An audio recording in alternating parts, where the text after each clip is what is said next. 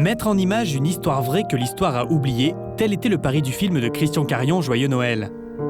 Un véritable parcours du combattant qui nous est aujourd'hui dévoilé dans cette magnifique édition DVD collector truffée de suppléments. Moteur. Au menu notamment un documentaire de plus d'1 heure qui nous emmène au-delà des tranchées. Attention monsieur.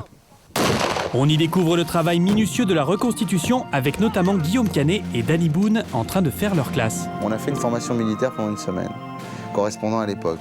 Comment ils se battaient, comment ils sortaient des tranchées, comment ils vivaient. Donc on s'est vraiment complètement plongé et investi dans l'époque et dans le... Et ce que je trouve formidable, c'est de faire ça, d'apprendre à faire la guerre pour fraterniser. Une fraternisation en musique grâce à la partition écrite par Philippe Rombi et le talent des chanteurs ayant prêté leur voix aux comédiens. Ici, ce n'est pas l'acteur Benno Fourman qui chante, mais le ténor Rolando Villazón, et heureusement.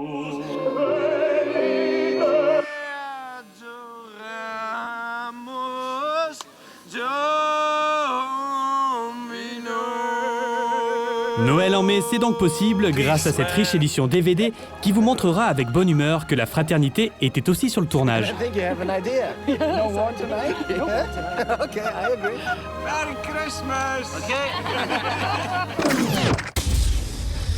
Il y a 3 personnes très distinctes en chacun de nous. Celle qu'on voudrait être, celle qu'on croit être,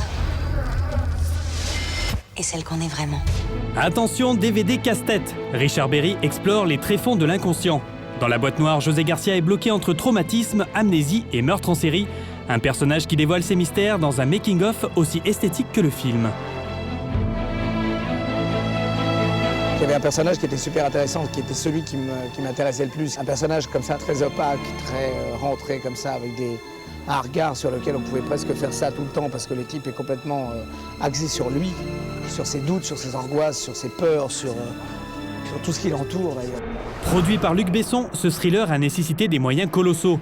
Mais ce n'est pas toujours le matériel dernier cri qui offre les meilleurs résultats. Richard Berry l'a d'ailleurs bien compris dans cette scène d'accident.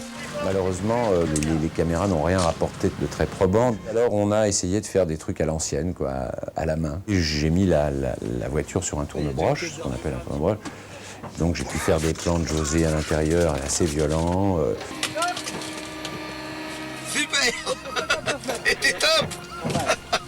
Et à l'arrivée, on a une séquence qui est d'une violence extrême.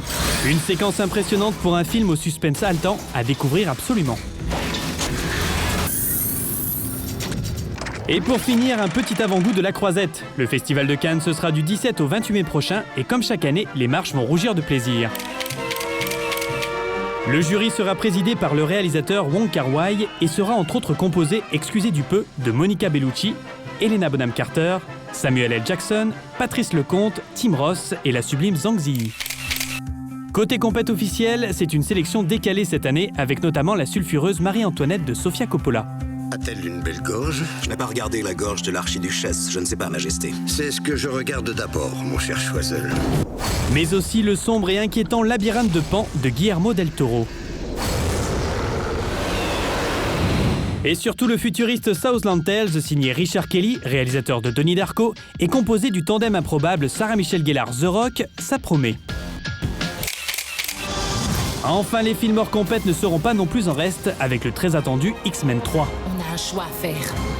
Si tu es avec nous, eh bien montre-le. Et un surprenant portrait de Zidane filmé au plus près, alors rendez-vous mercredi prochain pour l'ouverture.